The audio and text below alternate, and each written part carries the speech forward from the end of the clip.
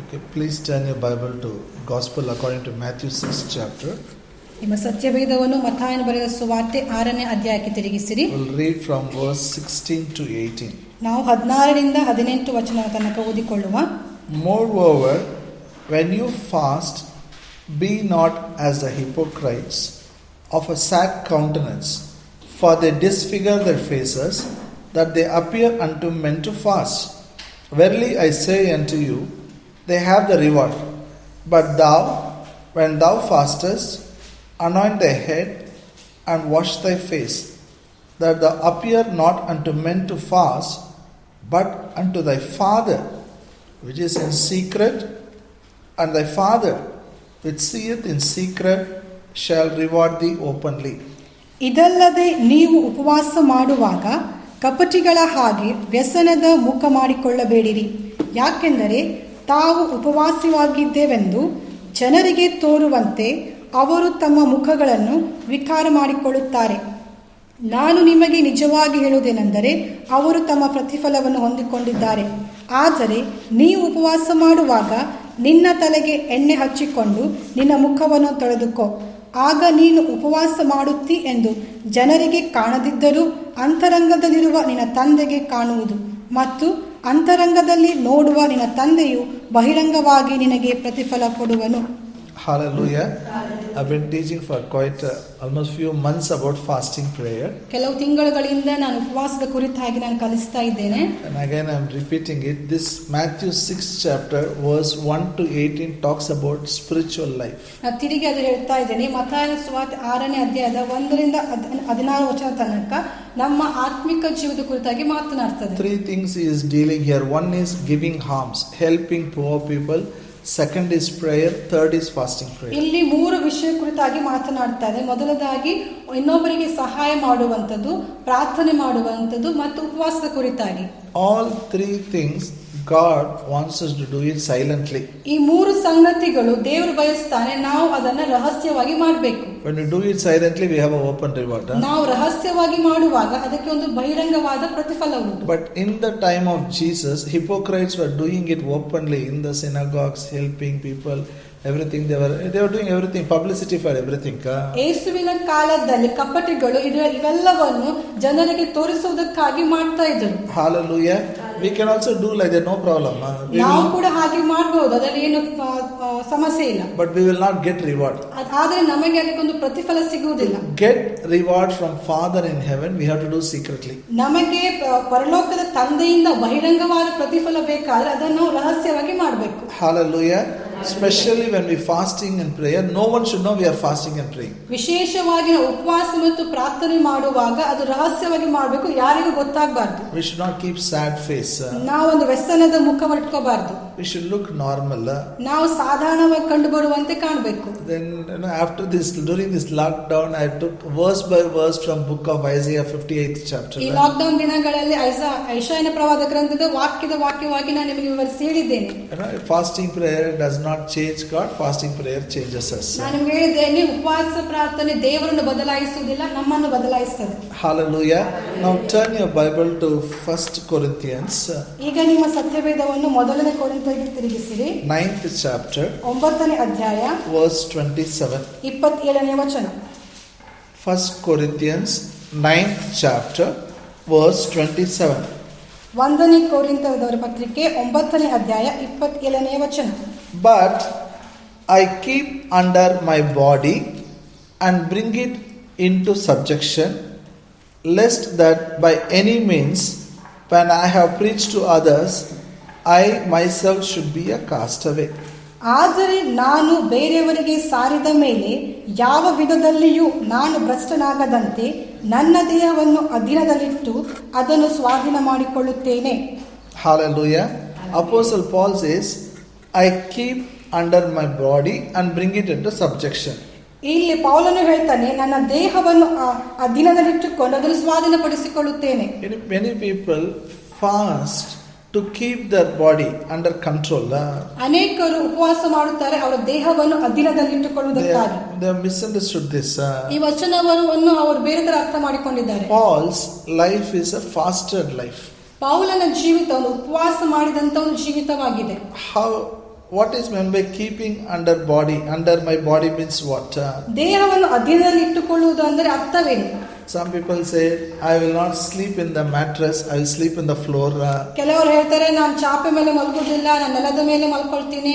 Because I am keeping control on my body, under my body. ನಾನು ನನ್ನ ದೇಹವನ್ನು ಅಧೀನದಲ್ಲಿ ಇಟ್ಟುಕೊಂಡಿದ್ದೇನೆ. Then some people say, no, I will not eat chicken, mutton and all those things. ನಾನು ಮಾಂಸಾಹಾರವನ್ನು ಸೇವಿಸುವುದಿಲ್ಲ ಎಂದು ಕೆಲವರು ಹೇಳ್ತಾರೆ. Sometimes they do it. ಕೆಲವರು ಮಾಡ್ತಾರೆ. No, we will not shave. ಕೆಲವರು ಹೇಳ್ತಾರೆ ನಾನು ಶೇವ್ ಮಾಡಿಕೊಳ್ಳುವುದಿಲ್ಲ. We will not wear expensive dresses. ನಾನು ತುಂಬಾ ದುಬಾರಿಯಾದ ಬಟ್ಟೆಗಳನ್ನು ಧರಿಸಿಕೊಳ್ಳುವುದಿಲ್ಲ. I remember one sister from Ganj, she used to come to church by walking. ನನಗೊಂದು ಸಹೋದರಿ ನೆನಪಿದೆ, ಗಂಜಿನಿಂದ ಅವರು ಸಭೆಗೆ ನಡ್ಕೊಂಡು ಬರ್ತಾ ಇದ್ರು. She can come by auto, she has some money, but she wants to come by walking. ಅವರ ಹತ್ರ ಹಣ ಇದೆ, ಅವರು ಆಟೋದಲ್ಲಿ ಬರ್ಬೋದು, ಆದ್ರೂ ಸಹ ನಡ್ಕೊಂಡು ಬರ್ತಾರೆ. And that is okay, walking no problems, but she used to come with a barefoot. ಅದು ನಡ್ಕೊ ಬರ್ತಾ ಇದ್ರೆ ಪರವಾಗಿಲ್ಲ, ಆದ್ರೆ ಕಾಲಿಗೆ ಚಪ್ಪಲಿ ಇಲ್ಲದೆ ಬರಿಗಾಲದಲ್ಲಿ ಬರ್ತಾ ಇದ್ರು. Because she thinks that is something, controlling the body, that is something divine act. ಅವರು ಅನ್ಸ್ಕೊಂಡು ಇದು ಒಂದು ದೈವಿಕವಾದ ಕಾರ್ಯವಾಗಿದೆ, ನಾನು ಬರಿ ಕಾಲಲ್ಲಿ ಹೋಗುವಂತದ್ದು. All these things you will see in Christians. If you move with the Christians for a long time, you will see all these things. ಕ್ರೈಸ್ತರೊಂದಿಗೆ ನೀವು ಬಹಳ ಸಹವಾಸ ಮಾಡಿದ್ರೆ ನಿಮ್ಗೆ ಇವೆಲ್ಲ ಸಂಗತಿ ಕಂಡು ಬರ್ತದೆ. They think keeping under body means we should live like a sadhu, like a sannyasi we should live. ನಾವಂದ್ರೆ ದೇಹವನ್ನು ಅಧೀನದಲ್ಲಿ ಇಟ್ಟುಕೊಳ್ಳುವುದಂದ್ರೆ ಈಗ ಅನ್ಕೊಳ್ತೇವೆ ಸನ್ಯಾಸಿ ಹಾಗೆ ಜೀವನ ಮಾಡುವಂತ. But that is not Bible. That is not biblical. ಅದು ಸತ್ಯವೇದ ಅನುಗುಣವಾಗಿ ಅಲ್ಲ. What he meant when he says I keep my body under control, what is the meaning? ಪೌಲನು ಹೇಳ್ತಾನೆ ನನ್ನ ದೇಹವನ್ನು ಅಧೀನದಲ್ಲಿ ಇಟ್ಟುಕೊಳ್ಳುತ್ತಾನೆ ಎಂಬುದಾಗಿ. ಇದರ ಅರ್ಥ ಏನೆಂಬುದಾಗಿ ಹೇಳಿದರೆ there is no need to fast. They said unless you fast you cannot keep your body under control, so you do fasting. ಕೆಲವರು ಹೇಳ್ತಾರೆ ನೀನು ಉಪವಾಸ ಮಾಡದಿದ್ದರೆ ನಿನ್ನ ದೇಹವನ್ನು ಅಧೀನದಲ್ಲಿ ಇಟ್ಟುಕೊಳ್ಳಲಿಕ್ಕೆ ಸಾಧ್ಯವಿಲ್ಲ, ಅದಕ್ಕಾಗಿ ನೀವು ಉಪವಾಸ ಮಾಡಬೇಕು. When I become a Christian, I want to live a holy life. ನಾನು ಕ್ರೈಸ್ತನಾದಾಗ ನನಗೆ ಒಂದು ಪರಿಶುದ್ಧವಾದ ಜೀವಿತವನ್ನು ಜೀವಿಸಲಿಕ್ಕೆ ಆಸೆ ಇದೆ. If anybody says I will follow, I said if fasting is going to help me to live a holy life, I will fast. ಯಾರು ಏನಾದರೂ ಹೇಳ್ತಿದ್ರೆ ಅದನ್ನು ಪಾಲಿಸ್ತಾ ಇದ್ರು. ಉಪವಾಸ ಪ್ರಾರ್ಥನೆ ಒಂದು ಪರಿಶುದ್ಧ ಜೀವನ ಜೀವಿಸಲಿಕ್ಕೆ ಸಹಾಯ ಮಾಡೋದಾದ್ರೆ ಅದನ್ನ ಮಾಡುವಂತ. Because we love God.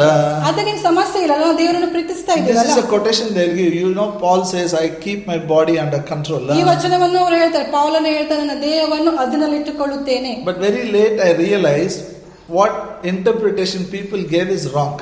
ಬಹಳ ಸಮಯದ ನಂತರ ನನಗೆ ಅರಿವಾಯಿತು ಜನರು ಕೊಡುವಂತ ಈ ಅರ್ಥವನ್ನು ಅದು ತಪ್ಪಾಗಿತ್ತು ಎಂಬುದಾಗಿ. You all of you have learned, you have studied spirit, soul and body. ನೀವೆಲ್ಲರೂ ಆತ್ಮ ಶರೀರವನ್ನು ಕಲಿತಿದ್ದೀರಾ. So my work becomes easy. ಹಾಗಾಗಿ ನನ್ನ ಕೆಲಸ ಸುಲಭವಾಯಿತು. Hallelujah. Hallelujah. we have a spirit, soul and body. ನಮಗೆ ಆತ್ಮ ಪ್ರಾಣ ಶರೀರ ಇದೆ. Can I show you your fingers like this? That will be good. ನೀವೆಲ್ಲ ಬೇಡ ಹೀಗೆ ತೋರಿಸಬಹುದಾ? Show like this. ಹೀಗೆ ತೋರಿಸಿ. Keep 3 fingers, only 3 fingers. ಮೂರೇ ಬೇಡ ಹೀಗೆ ಇಟ್ಟುಕೊಳ್ಳಿ. Only 3 fingers. ಮೂರೇ ಬೇಡ ಅಷ್ಟೇ. ಮೂರು ಅಷ್ಟೇ. Okay, you tell after me. Spirit, soul, body. ನನ್ನ ಹಿಂದೆ ಹೇಳಿ, ಆತ್ಮ ಪ್ರಾಣ ಶರೀರ. Spirit should dominate soul and body. Spirit should control soul and body. ನಿಮ್ಮ ಆತ್ಮ ನಿಮ್ಮ ಶರೀರ ಮತ್ತು ನಿಮ್ಮ ಪ್ರಾಣವನ್ನು ಆಳ್ವಿಕೆ ಮಾಡಬೇಕು. Actually what Paul is telling is my spirit will dictate terms to my body. ಇಲ್ಲಿ ಪೌಲನು ಏನ್ ಹೇಳ್ತಾನೆ ಅಂತಂದ್ರೆ ನನ್ನ ಆತ್ಮವು ಶರೀರ ಮತ್ತು ಪ್ರಾಣಕ್ಕೆ ಹೇಳ್ತದೆ ಏನನ್ನು ಮಾಡಬೇಕು. This is not about skipping food. ಇದು ಊಟವನ್ನು ಬಿಟ್ಟು ಒಂದು ವಿಷಯವಲ್ಲ. This is about self control. ಇದು ಅದು ಸ್ವಾಧೀನಪಡಿಸಿಕೊಳ್ಳುವಂತದ್ದು. Hallelujah. But what happens usually for a normal person is it is totally reverse. ಈಗ ಸಾಧಾರಣವಾದ ಮನುಷ್ಯಗೆ ಇದು ಪೂರಾ ಉಲ್ಟಾಗಿ ಬಿಡ್ತದೆ. Body will control the mind, then the spirit. I don't need to tell you. They are not regenerated human spirit. ಅವರು ಏನ್ ಮಾಡ್ತಾರೆ, ಶರೀರ ಮತ್ತು ಪ್ರಾಣಕ್ಕೆ ಅವರು ಆಳ್ವಿಕೆ ಮಾಡ್ಲಿಕ್ಕೆ ಹಾಗೆ ವ್ಯತ್ಯಾಸವಾಗಿ ಬೇರೆದೆಲ್ಲ ಮಾಡ್ತಾರೆ. Whatever body says they will do. ಏನು ಶರೀರ ಹೇಳ್ತದೆ ಅದನ್ನೇ ಮಾಡ್ತಾರೆ. What they like they will buy it. ಅವರಿಗೆ ಏನ್ ಇಷ್ಟ ಅದನ್ನೇ ಅವರು ಖರೀದಿ ಮಾಡ್ತಾರೆ. Yes or no? While eating they know it is too much, but still body will tell eat. ಅವರಿಗೆ ಗೊತ್ತು ತುಂಬಾ ತಿನ್ನುವುದು ಒಳ್ಳೆದಲ್ಲ, ಆದ್ರೆ ಶರೀರ ಹೇಳ್ತದೆ ತಿನ್ನು. Don't they will not bother about one more person whether they'll get or not. They will eat as much as possible. ಅವರು ಇನ್ನೊಬ್ಬರಿಗೆ ಸಾಕಾಗ್ತದೆ ಎಂಬುದಾಗಿ ಯೋಚನೆ ಮಾಡುವಲ್ಲ, ಅವರು ತಿಂತಾನೆ ಇರ್ತಾರೆ. They satisfy, they don't control their body. They satisfy that whatever bodily desires just like that. ಶರೀರದ ಆಶೆಗಳನ್ನು ಹಾಗೆ ಅವರು ಪೂರೈಸ್ತಾರೆ, ಯಾವುದೇ ಒಂದು ಅಧೀನತೆಯಲ್ಲಿ ಅದನ್ನು ಇಟ್ಕೊಳ್ಳುವುದಿಲ್ಲ. They say what to do. We are human. Then they will tell what to do. We are human beings. ನಂತರ ಅವರು ಹೇಳ್ತಾರೆ ಏನ್ ಮಾಡೋದು, ನಾವು ಮನುಷ್ಯರಲ್ವಾ. No, we can control. ಇಲ್ಲ, ನಾವು ಅಧೀನದಲ್ಲಿ ಇಟ್ಟುಕೊಳ್ಳಬಹುದು. Because if we eat food more, also it is not good for body. ನಾವು ಅತಿಯಾಗಿ ಊಟ ಸೇವನೆ ಮಾಡಿ ನಮ್ಮ ದೇಹಕ್ಕೆ ಒಳ್ಳೆಯದಲ್ಲ. Yes or no? We have to take care of this body. ನಾವು ಈ ದೇಹ ಶರೀರವನ್ನು ನಾವು ಅದರ ಬಗ್ಗೆ ಜಾಗೃತಿ ವಹಿಸಬೇಕು. This body is very important. ಈ ದೇಹ, ಈ ಶರೀರ ಬಹಳ ಪ್ರಾಮುಖ್ಯವಾದದ್ದು. We are going to live long period in this world in this body. ದೀರ್ಘಕಾಲ ಈ ಲೋಕದಲ್ಲಿ ದೇಹದೊಂದಿಗೆ ನಾವು ಜೀವಿಸ್ತಾ ಇದ್ದೇವೆ. Only then we can preach gospel, we can tell testimony, we can do so many things for God, because we need this body now. ಹಾಗಾಗಿ ನಾವು ಸುವಾರ್ತೆ ಸಾರುವುದು, ಸಾಕ್ಷಿಯಾಗಿರುವ ದೇವರಿಗಾಗಿ ದೊಡ್ಡ ದೊಡ್ಡ ಕಾರ್ಯವನ್ನು ಮಾಡಲಿಕ್ಕೆ ಈ ದೇಹ ನಮಗೆ ಬೇಕು. They say no, body is not important, spiritual food is important, spirit is important, so you fast. ಕೆಲವರು ಹೇಳ್ತಾರೆ ಇಲ್ಲ ದೇಹ ಯಾವುದೇ ಪ್ರಾಮುಖ್ಯ ಇಲ್ಲ, ಆತ್ಮಿಕ ಆಹಾರ ಆತ್ಮ ಬಹಳ ಮುಖ್ಯ, ಅದಕ್ಕಾಗಿ ನೀವು ಉಪವಾಸ ಮಾಡಿ. Spirit is more important, spiritual life is more important, body is not important. ಆತ್ಮ ತುಂಬಾ ಪ್ರಾಮುಖ್ಯ, ಆತ್ಮಿಕ ಜೀವಿತ ಬಹಳ ಪ್ರಾಮುಖ್ಯ, ದೇಹ ಪ್ರಾಮುಖ್ಯ ಅಲ್ಲ. See, to go from one place to another place, we need a car, we need a bike. ಒಂದು ಜಾಗದಿಂದ ಇನ್ನೊಂದು ಜಾಗಕ್ಕೆ ಹೋಗಬೇಕಾದ್ರೆ ಒಂದು ಕಾರ್ ಅಥವಾ ಒಂದು ವಾಹನದ ಅಗತ್ಯವಿದೆ. Yes or no? Then we can go to different places, cities also. ಬೇರೆ ಬೇರೆ ಪಟ್ಟಣಗಳಿಗೆ ಕೂಡ ನಾವು ಹೋಗಬಹುದು. Like that, this body is given to live in this world. ಹಾಗೆಯೇ ಈ ದೇಹ ದೇವರು ಕೊಟ್ಟಿದ್ದಾರೆ ಈ ಲೋಕದಲ್ಲಿ ಜೀವಿಸುವುದಕ್ಕೆ. I know, I used to attend a fasting prayer, 3 days fasting prayer every 6 months. Very, very prompt. I'll book my ticket, I'll go there, I'll attend. I will stop all the work, I'll fast for 3 days, then I'll come. 6 ತಿಂಗಳಿಗೊಮ್ಮೆ ನಡೆಯುವಂತ 3 ದಿನದ ಉಪವಾಸ ಪ್ರಾರ್ಥನೆಗೆ ಎಲ್ಲವನ್ನು ಬಿಟ್ಟು ನಾನು ಯಥಾರ್ಥವಾಗಿ ಆ ಕೂಟಕ್ಕೆ ಹಾಜರಾಗ್ತಿದ್ದೆ. Glorious, it will be 4,000 people will pray together. ಅದು ಮಹಿಮಾಭರಿತವಾಗಿತ್ತು, 4,000 ಜನರು ಕೂಡಿ ಪ್ರಾರ್ಥಿಸ್ತಾ ಇದ್ರು. 3 days we will not bother about anybody. We will go sleep in the floor only there itself. ಅಲ್ಲಿ 3 ದಿನ ಯಾರ ಬಗ್ಗೆ ನಾವು ಯೋಚನೆ ಮಾಡ್ತಾ ಇಲ್ಲ, ಅಲ್ಲಿ ನೆಲದ ಮೇಲೆ ನಾವು ಮಲಗ್ತಾ ಇದ್ವಿ. We will get up morning 5 o'clock, praise and worship starts. ಬೆಳಿಗ್ಗೆ ಮುಂಜಾನೆ 5 ಗಂಟೆಗೆ ಸ್ತುತಿ ಆರಾಧನೆ ಪ್ರಾರಂಭ. Whenever we get time, we will take bath. Whenever only coffee they'll give, we will drink, no problem, because we want to fast. We want to do it. ಆ ಸಮಯ ಅವರ tea ಸ್ವಲ್ಪ ಕೊಡ್ತಿದ್ರು, ಯಾವಾಗ ಸಮಯ ಸಿಕ್ಕಿ ಸ್ನಾನ ಮಾಡ್ತಿದ್ವಿ, ನಮ್ಗೆ ಏನು ಚಿಂತೆ ಇರಲಿಲ್ಲ, ನಮಗೆ ದೇವರಿಗೆ ಸಮಯ ಸಿಕ್ಕಿತು. So Thursday night, they will close the gate. ಗುರುವಾರ ಸಾಯಂಕಾಲ ಅವರು ಗೇಟ್ ಕ್ಲೋಸ್ ಮಾಡ್ತಾರೆ. Friday, Saturday, Sunday is a fasting prayer. ಶುಕ್ರವಾರ, ಶನಿವಾರ, ಭಾನುವಾರ ಉಪವಾಸ ಪ್ರಾರ್ಥನೆ. Sunday afternoon 1 o'clock they'll close it. ಭಾನುವಾರ 1 ಗಂಟೆಗೆ ಅದನ್ನು ಮುಕ್ತಾಯಗೊಳಿಸ್ತಾರೆ. While closing, they'll close with lunch. ಅವರು ಮುಕ್ತಾಯಗೊಳಿಸುವಾಗ ಅವರು ಊಟದೊಂದಿಗೆ ಅದನ್ನು ಮುಕ್ತಾಯಗೊಳಿಸ್ತಾರೆ. That time we should see the same believers how they behave. ಆವಾಗ ನೀವು ಅದೇ ವಿಶ್ವಾಸಿಗಳು ಹೇಗೆ ವರ್ತಿಸ್ತಾರೆ. These are the people who fasted 3 days. We will feel, we will be surprised. ನಮಗೆ ಆಶ್ಚರ್ಯವಾಗ್ತದೆ, 3 ದಿನ ಕಾಲ ಉಪವಾಸದಲ್ಲಿ ಇದ್ದವರು ಇವರೇನಾ ಎಂದಾಗ they will forget, brother and sister, all those things. ಅವರೆಲ್ಲರೂ ಸಹೋದರಿ ಎಲ್ಲರೂ ಮರ್ತು ಬಿಡ್ತಾರೆ. They will rush and go. ಅವರು ಓಡಿ ಹೋಗ್ತಾರೆ. Take as much as possible. ಎಷ್ಟು ಸಾಧ್ಯವೋ ಅಷ್ಟು ತೆಗೆದುಕೊಳ್ಳುತ್ತಾರೆ. What they didn't eat 3 days in one meal, they'll try to eat. 3 ದಿನ ಕಾಲ ಏನ್ ತಿಂದಿಲ್ಲ ಅವರು ಒಂದೇ ಊಟದಲ್ಲಿ ಅವರು ಪೂರ್ತಿಗೊಳಿಸ್ತಾರೆ. That means they are not keeping their body under control. ಇದರ ಅರ್ಥ ಏನಂದ್ರೆ ಅವರು ಅವರ ದೇಹವನ್ನು ಅಧೀನದಲ್ಲಿ ಇಟ್ಟುಕೊಳ್ಳಿಲ್ಲ. You understand, fasting is fine. ಉಪವಾಸ ಪರವಾಗಿಲ್ಲ. How you break fast is very important. ಹೇಗೆ ಉಪವಾಸವನ್ನು ಮುರಿತೀರೋ ಅದು ಮುಖ್ಯವಾಗಿದೆ. I know many friends of mine, those who are in the ministry, they fast many years. They fasted 40 days, 21 days, 40 days. They fast. They were very thin, but when they break, they don't have a self control. They put on weight. ನಾನು ಅನೇಕ ನನ್ನ ಸ್ನೇಹಿತರು ಗೊತ್ತು, ಒಳ್ಳೆ ಸೇವೆ ಮಾಡ್ತಾ ಇದ್ದಾರೆ. ಅವರು 21 ದಿನ 40 ದಿನ ಉಪವಾಸಗಳು ಮಾಡ್ತಾರೆ. ಆದ್ರೆ ಏನಂದ್ರೆ ಅವರು ಉಪವಾಸ ದಿನಗಳಲ್ಲಿ ಬಹಳ ಸಣ್ಣಗಿರ್ತಾರೆ. ಅದು ಉಪವಾಸ ಹೇಗೆ ಮುರಿಯುವುದೆಂದು ಗೊತ್ತಿಲ್ಲದೆ ಅವರು ತಕ್ಷಣ ತೂಕ Normally they are very thin people. ಅದು ಸಾಧಾರಣವಾಗಿ ಅವರು ತುಂಬಾ ಸಣ್ಣಗಿದ್ದಾರೆ, ತೆಳ್ಳಗಿದ್ದಾರೆ. You see their photos 30 years before, they are very thin. ಅವರು 30 ವರ್ಷ ಹಿಂದೆ ಅವರು ಫೋಟೋಗಳು ನೋಡಿದ್ರೆ ಬಹಳ ತೆಳ್ಳಗಿದ್ದಾರೆ. Now they are 3 times 4 times more. ಅದಕ್ಕೆ ಈಗ ನೋಡಿದ್ರೆ ಅವರು 3 ಪಟ್ಟು ಜಾಸ್ತಿ ಆಗಿದ್ದಾರೆ. They didn't do anything bad. ಅವರು ಏನು ತಪ್ಪು ಮಾಡಿಲ್ಲ. They fasted. ಅವರು ಉಪವಾಸ ಮಾಡಿದ್ರು. When they broke, no self control. ಅವರು ಯಾವಾಗ ಉಪವಾಸ ಮುರಿತು ಅವರು ಅಧೀನದಲ್ಲಿ ಇಟ್ಟುಕೊಳ್ಳದೆ, ಸ್ವಾಧೀನ ಇಟ್ಟುಕೊಳ್ಳದೆ ಹಾಗೆ ಆಯ್ತು. I'm telling you, because of that they have a lot of health issues. ಇದರ ಕಾರಣದಿಂದ ಅವರಿಗೆ ಅನೇಕವಾದಂತ ಆರೋಗ್ಯದ ಸಮಸ್ಯೆ ಆಯ್ತು. Most of them are diabetic. ಅಲ್ಲಿ ತುಂಬಾ ಜನರಿಗೆ ಸಕ್ಕರೆ ಡಯಾಬಿಟಿಸ್ ಆಯ್ತು. Hallelujah. See, when we say fasting prayer, it is not skipping food. Understand, it is spending time alone with God. ಅರ್ಥ ಮಾಡಿಕೊಳ್ಳಿ, ಉಪವಾಸ ಪ್ರಾರ್ಥನೆ ಅಂದ್ರೆ ಕೇವಲ ಊಟ ಬಿಡುವುದಲ್ಲ, ಅದು ದೇವರೊಂದಿಗೆ ಸಮಯ ಕಳೆಯುವಂತದಾಗಿದೆ. Hallelujah. Self-control is a fruit of the Spirit. ನಾವು ನೋಡ್ತೇವೆ ಸ್ವಾಧೀನದಲ್ಲಿ ಇಟ್ಟುಕೊಳ್ಳುವಂತದ್ದು ಅದು ಆತ್ಮನ ಫಲವಾಗಿದೆ. It's God's character. God has given us this. ಅದು ದೇವರ ಒಂದು ಸ್ವಭಾವವಾಗಿದೆ, ದೇವರು ನಮಗೆ ಕೊಟ್ಟಿದ್ದಾರೆ. We have to control this body. That is very important. ನಾವು ಈ ದೇಹವನ್ನು ಆಳ್ವಿಕೆ ಮಾಡಬೇಕು. Are you with me? ನೀವು ನಮ್ಮೊಂದಿಗಿದ್ದೀರಾ? We should. It's very easy to get carried away when we say, no, I don't drink water while fasting. Somebody says, I don't swallow my own saliva when I'm fasting. ಇದು ಹೇಳೋದು ಬಹಳ ಸುಲಭ, ನಾನು ಉಪವಾಸದಾಗ ನೀರು ಕುಡಿದಿಲ್ಲ, ಎಂಜಲು ಕೂಡ ನುಂಗುವುದಿಲ್ಲ ಎಂಬುದಾಗಿ. This I will not do, that I will not do. ಇದನ್ನು ಮಾಡುವುದಿಲ್ಲ, ಅದನ್ನು ಮಾಡುವುದಿಲ್ಲ. That is not important. ಅದು ಮುಖ್ಯವಲ್ಲ. Even if you eat while fasting also no problem. ನೀವು ಉಪವಾಸದಲ್ಲಿದ್ದಾಗ ಊಟ ಮಾಡೋದು ಕೂಡ ಪರವಾಗಿಲ್ಲ. Let me show this. Daniel 10th chapter. ದಾನಿಯೇಲ 10ನೇ ಅಧ್ಯಾಯ verse 2 and 3. 1, 2, 3. ದಾನಿಯೇಲ 10ನೇ ಅಧ್ಯಾಯ verse 2 and 3, second and third. 2 ಮತ್ತು 3. In those days I, Daniel, was mourning 3 full weeks. I ate no pleasant bread, neither came flesh nor wine in my mouth, neither did I anoint myself at all, till 3 whole weeks were fulfilled. ಆ ದಿನಗಳಲ್ಲಿ ದಾನಿಯೇಲನೆಂಬ ನಾನು 3 ಪೂರ್ಣ ವಾರಗಳವರೆಗೂ ದುಃಖ ಪಡುತ್ತಿದ್ದೇನು. ಆ 3 ಪೂರ್ಣ ವಾರಗಳು ಕಳೆಯುವವರೆಗೂ ನಾನು ರುಚಿಕರವಾದ ರೊಟ್ಟಿಯನ್ನು ತಿನ್ನಲಿಲ್ಲ, ಮಾಂಸವನ್ನಾದರೂ ದ್ರಾಕ್ಷಾರಸವನ್ನಾದರೂ ನನ್ನ ಬಾಯಿಯ ಮುಂದೆ ತರಲಿಲ್ಲ, ನಾನು ಎಣ್ಣೆಯನ್ನು ಹಚ್ಚಿಕೊಳ್ಳಲೇ ಇಲ್ಲ. 3 days, if 3 weeks he fasted, 21 days fasting, this is the quotation people give. 21 ದಿನದ ಉಪವಾಸ, 3 ವಾರದ ಉಪವಾಸ, ಈ ಒಂದು ಕೊಟೇಶನ್ ಅವರು ಹೇಳ್ತಾರೆ. And he says, I didn't eat meat, I didn't drink wine. ಅಲ್ಲಿ ಹೇಳ್ತಾರೆ, ಮಾಂಸವನ್ನಾದರೂ ದ್ರಾಕ್ಷಾರಸವನ್ನಾದರೂ ಸೇವಿಸಲಿಲ್ಲ. But he had a food, vegetable food he had. ಆದ್ರೆ ಅವರು ಸಸ್ಯಾಹಾರವನ್ನು ಸೇವಿಸಿದ್ರು. So eating food is not a crime. ಊಟ ಮಾಡುವಂತದ್ದು ಒಂದು ಅಪರಾಧವಲ್ಲ. Spending time with God is very important. ಆದ್ರೆ ದೇವರೊಂದಿಗೆ ಸಮಯ ಕಳೆಯುವುದು ಮುಖ್ಯವಾಗಿದೆ. There is when I was in Delhi, somebody came and gave me one teachings of the Kenneth Hagin.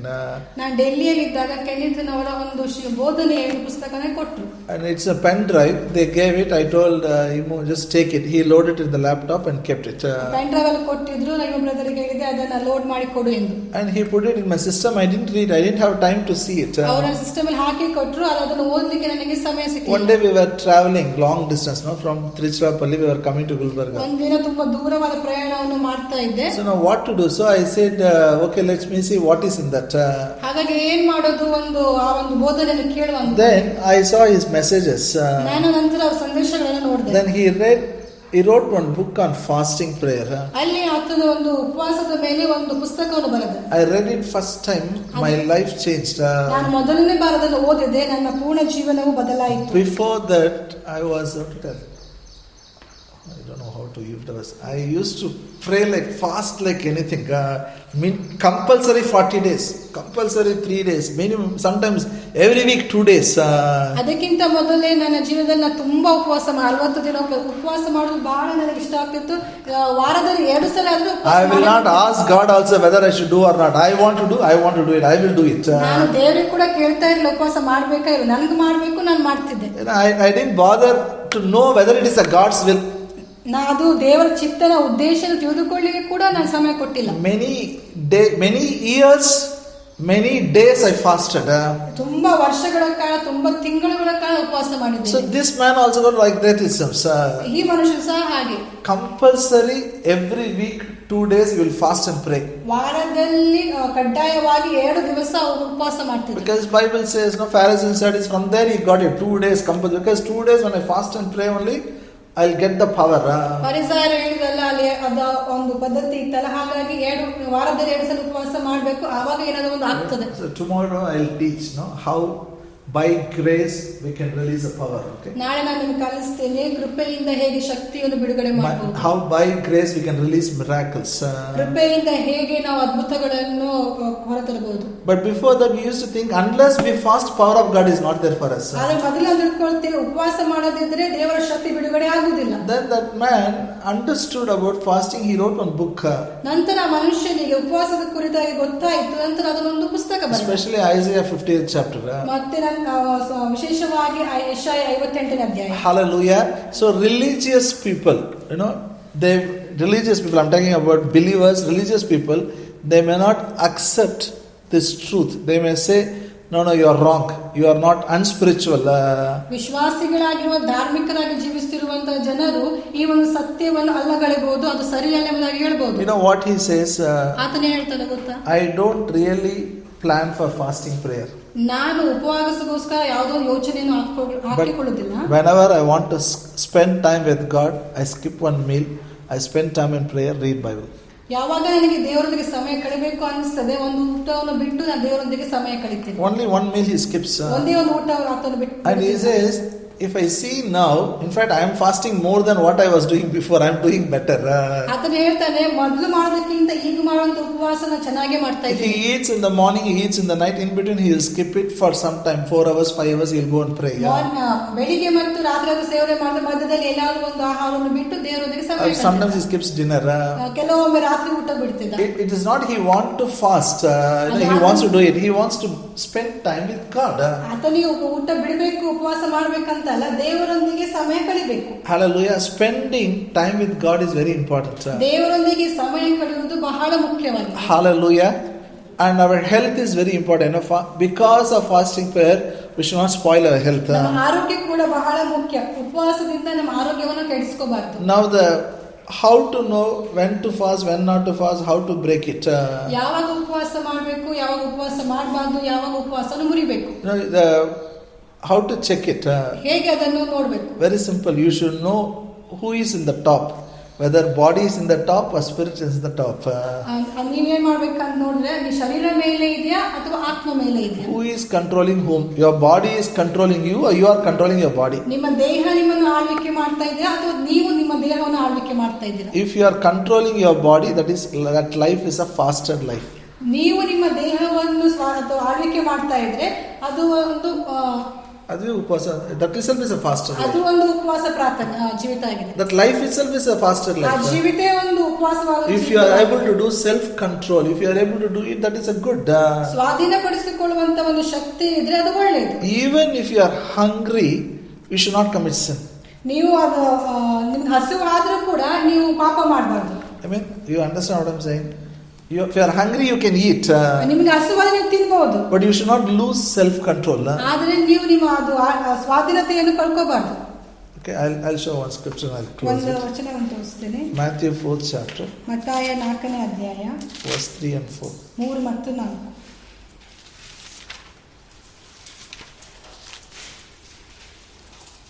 When the tempter came to him, he said, "If thou be the Son of God, command that these stones be made bread." But he answered and said, "It is written, man shall not live by bread alone, but by every word that proceeds out of the mouth of God." ಆಗ ಆ ಶೋಧಕನು ಆತನ ಬಳಿಗೆ ಬಂದು, ನೀನು ದೇವಕುಮಾರನಾಗಿದ್ದರೆ ಈ ಕಲ್ಲುಗಳನ್ನು ರೊಟ್ಟಿಯಾಗುವಂತೆ ಅಪ್ಪಣೆ ಕೊಡು ಅಂದನು. ಆದರೆ ಆತನು ಪ್ರತ್ಯುತ್ತರವಾಗಿ, ಮನುಷ್ಯನು ರೊಟ್ಟಿ ಮಾತ್ರದಿಂದಲ್ಲ ಜೀವಿಸುವುದಿಲ್ಲ, ಆದರೆ ದೇವರ ಬಾಯೊಳಗಿಂದ ಹೊರಡುವ ಪ್ರತಿಯೊಂದು ಮಾತಿನಿಂದ ಜೀವಿಸುವನು ಎಂದು ಬರೆದಿದೆ ಅಂದನು. Here Jesus was hungry. That is a fact. ಇಲ್ಲಿ ಒಂದು ನಿಜ ಏನಂದ್ರೆ ಯೇಸು ಸ್ವಾಮಿಗೆ ಹಸಿವಾಗಿತ್ತು. Just imagine 40 days you finish fast, how hungry a person should be. ನೀವು ಊಹಿಸಿ ನೋಡಿರಿ, ಒಬ್ಬ ಮನುಷ್ಯ 40 ದಿವಸ ಉಪವಾಸ ಮಾಡಿದಾನೆ, ಆತನ ಪರಿಸ್ಥಿತಿ ಹೇಗಿರ್ತದೆ. But to satisfy the hunger, he didn't use the strategy given by the devil. ಆ ಒಂದು ಹಸಿವನ್ನು ನೀಗಿಸುವುದಕ್ಕಾಗಿ ಆ ಸೈತಾನನು ಕೊಟ್ಟಂತ ಒಂದು ಯೋಚನೆಯನ್ನು ಅದು ಪಾಲಿಸಲಿಲ್ಲ. Hallelujah. I'm telling you, when you break the fast, take a mild food. ನಾನು ನಿಮ್ಗೆ ಹೇಳ್ತೀನಿ, ಯಾವಾಗ ಉಪವಾಸ ಮುರಿತೀನೋ ಅದು ಸ್ವಲ್ಪ ಆಹಾರವನ್ನು ಸೇವಿಸಬೇಕು. Take soft food like curd rice or idli. Don't eat spicy food. ತುಂಬಾ ಖಾರವಾದ ತಿನ್ನಬಾರದು, ಮೊಸರನ್ನ ಅಂತದಂತ ಲೈಟ್ ಆದ ಫುಡ್ ಅನ್ನು ಸೇವಿಸಬೇಕು. Especially, again I'm repeating, when you are breaking fast, that time you should not commit sin. You should not lose your self-control. ನೀವು ಉಪವಾಸವನ್ನು ಮುರಿಯುವಾಗ ನೀವು ಪಾಪ ಮಾಡುವ ಅಂದ್ರೆ ನಿಮ್ಮ ಸ್ವಾಧೀನತೆ ನಿಮ್ಮ ದೇಹದ ಅಧೀನತೆಯನ್ನು ಕಳ್ಕೋಬಾರ್ದು. If you control yourself, it will be better. ನಿಮ್ಮನ್ನು ನೀವು ಸ್ವಾಧೀನದಲ್ಲಿ ಇಟ್ಟುಕೊಂಡರೆ ಅದು ಉತ್ತಮ. Hallelujah. Why? Because we need this body. ಯಾಕಂದ್ರೆ ನಮಗೆ ಈ ದೇಹ ಬೇಕು. We have to take care of this body. ಈ ದೇಹದ ಬಗ್ಗೆ ನಾವು ಜಾಗೃತಿ ವಹಿಸಬೇಕು. This body is a temple of the Holy Spirit. ಈ ದೇಹ ಪವಿತ್ರಾತ್ಮನ ಗುಡಾರವಾಗಿದೆ. Only this body is the answer today for God, for to solve the things in the world. ದೇವರಿಗೆ ಈ ನಮ್ಮ ದೇಹವೇ ದೇವರಿಗೆ ಈ ಲೋಕದಲ್ಲಿ ಕಾರ್ಯ ಮಾಡಲಿಕ್ಕೆ ಒಂದು ಸಾಧನವಾಗಿದೆ. Today, now for example, now who can stop it? Corona, who can stop it? Nobody can stop. ಕೊರೋನಾವನ್ನು ಯಾರು ನಿಲ್ಲಿಸಬಹುದು? ಯಾರು ನಿಲ್ಲಿಸಲಿಕ್ಕಾಗಲ್ಲ. No one can do, but you can do. I can do it. ನಾನು ಮಾಡಬಹುದು, ನೀವು ಮಾಡಬಹುದು. Because we in this body the God dwells. ಯಾಕಂದ್ರೆ ಈ ದೇಹದಲ್ಲಿ ದೇವರು ನೆಲೆಗೊಂಡಿದ್ದಾನೆ. Hallelujah. When we say Corona, go, it will go. Definitely, I can challenge. Anybody you tell, even phone you pray, the next report will be normal. ನಾವು ಯಾರಿಗೆ ಕೊರೋನಾಗೆ ಹೋಗು ಅಂತ ಹೇಳಿದ್ರೆ ಅದು ಹೋಗ್ಲೇಬೇಕು. ನನಗೆ ಖಚಿತ ಇದೆ, ನಾವು ಫೋನ್ ಅಲ್ಲಿ ಪ್ರಾರ್ಥಿಸಿದ್ರು ಕೂಡ ಅವರ ನೆಕ್ಸ್ಟ್ ರಿಪೋರ್ಟ್ ಅದು ನಾರ್ಮಲ್ ಆಗಿ. You can do it. You pray in the phone. Anybody, if they come to know, you pray in the phone and tell them next report will be negative. Next report has to be negative. ನೀವು ಬೇಕಾದ್ರೆ ಅದನ್ನು ಮಾಡಿ ಯಾರಿಗಾದ್ರೂ phone ಅಲ್ಲಿ ಪ್ರಾರ್ಥಿಸಿದ್ರೆ ಅವರಿಗೆ ಹೇಳಿ next report ನಿಮ್ದು negative ಬರ್ತದೆ, ಅದು ನೆಗೆಟಿವ್ ಬರಲೇಬೇಕು. Because you are an image of God. ಯಾಕಂದ್ರೆ ನೀವು ದೇವರ ಸ್ವರೂಪದಲ್ಲಿದ್ದೀರಿ. And this body is very important. ಮತ್ತೆ ಈ ದೇಹ ಬಹಳ ಮುಖ್ಯವಾಗಿದೆ. We have to take care.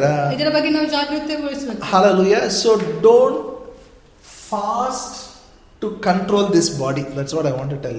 ದೇಹವನ್ನು ಅಧೀನದಲ್ಲಿ ಇಟ್ಟುಕೊಳ್ಳುವುದಕ್ಕಾಗಿ ಉಪವಾಸ ಮಾಡಬೇಕು. So that scripture is not for fasting.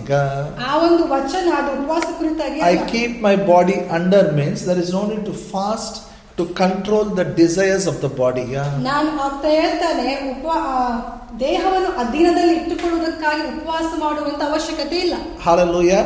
You can control it. Your spirit can control your body. ನೀವು ಅದನ್ನು ಅಧೀನದಲ್ಲಿ ಇಟ್ಟುಕೊಳ್ಳಬಹುದು, ನಿಮ್ಮ ಆತ್ಮ ನಿಮ್ಮ ದೇಹವನ್ನು ಅಧೀನದಲ್ಲಿ ಇಟ್ಟುಕೊಳ್ಳಬಹುದು. But I encourage you, ನಾನು ನಿಮಗೆ ಪ್ರೋತ್ಸಾಹ ಮಾಡ್ತೀನಿ, all of you come, spend time alone with God. It is not a rule. Don't make it as a rule. Now 3 days, 2 days, I will not use this. If the Lord leads you, skip one meal. Spend time. And afterwards you come back and eat. There is nothing wrong. ಇದೊಂದು ನಿಯಮ ಮಾಡ್ಕೋಬೇಡಿ. 3 ದಿನ ನಾನು ಉಪವಾಸ ಮಾಡ್ತೀನಿ. ಯಾವಾಗ ನಿಮಗೆ ಒಳಗಿಂದ ಅನಿಸಿದ ಉಪವಾಸ ಮಾಡಬೇಕು, ದೇವರೊಂದಿಗೆ ಸಮಯ ಕಳೆಯಬೇಕೆಂದು, ಹಾಗೆ ಒಂದು ಊಟವನ್ನು ಬಿಟ್ಟು ಉಪವಾಸ ಮಾಡಬಹುದು. Hallelujah. For example, ಉದಾಹರಣೆಗಾಗಿ Sunday morning 10:30 is a service. ಭಾನುವಾರ 10:30 ಗಂಟೆಗೆ ಆರಾಧನೆ ಪ್ರಾರಂಭ. Hello, are you here? ನೀವು ಇಲ್ಲಿದ್ದೀರಿ? I don't know about you. ನಿಮ್ಮ ಬಗ್ಗೆ ಗೊತ್ತಿಲ್ಲ. Now I eat very light breakfast. ಈಗ ನಾನು ತುಂಬಾ ಲೈಟ್ ಬ್ರೇಕ್ಫಾಸ್ಟ್ ಮಾಡ್ತೀನಿ. I just eat bread or something. In my house, Sunday morning means morning definitely chicken curry will be there, appam will be there. ಇಲ್ಲಿ ನಾನು bread ತಿಂತೀನಿ. ಅದು ನಮ್ಮ ಮನೆಯಲ್ಲಿ ಭಾನುವಾರ ಆದ್ರೆ ಬೆಳಿಗ್ಗೆ ಮಾಂಸ ಮತ್ತೆ bread. Either it will be chicken or it will be a goat head. Heavy breakfast it will be. ತುಂಬಾ ಭಾರವಾದಂತಹ ಉಪಹಾರ ಇರ್ತದೆ ಬೆಳಿಗ್ಗೆ breakfast. Eat so much and go to church, what happens? ಇಷ್ಟು ಒಂದು ಊಟವನ್ನೆಲ್ಲ ಮಾಡಿಕೊಂಡು ಗಟ್ಟಿ ಆಹಾರ ತಿಂದುಕೊಂಡು ನಾವು ಚರ್ಚಿಗೆ ಹೋದ್ರೆ ಏನಾಗ್ತದೆ?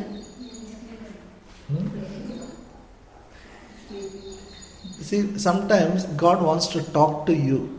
If you eat 4 biryani means you will not listen to God. Definitely you will sleep. ಕೆಲವೊಮ್ಮೆ ದೇವರಿಗೆ ನಿಮ್ಮೊಂದಿಗೆ ಮಾತನಾಡಬೇಕಂತ ಇರ್ತದೆ. ನೀವು ಇಷ್ಟು ಗಟ್ಟಿಯಾದ ಆಹಾರ ಸೇವಿಸಿಕೊಂಡು ನೀವು ಅಲ್ಲಿ ಬಂದ್ರೆ 4 plate biryani. 4 ಪ್ಲೇಟ್ ಬಿರಿಯಾನಿ ತಿಂದು ಬಂದ್ರೆ you can't listen. You will sleep only. ನಿಮ್ಗೆ ಕೇಳಲಿಕ್ಕೆ ಆಗ ನೀವು ನಿದ್ರೆ ಮಾಡ್ತೀರಿ. You understand why we are fasting? ನಿಮ್ಗೆ ಗೊತ್ತಾಗ್ತಾ ಇದೆ ನಾವು ಯಾಕೆ not to torture this body. ಈ ದೇಹಕ್ಕೆ ಒಂದು ಹಾನಿ ಮಾಡ್ಲಿಕ್ಕೆ, ಟಾರ್ಚರ್ ಕೊಡ್ಲಿಕ್ಕೆ ಅಲ್ಲ. Not to torture. There is nothing wrong in eating.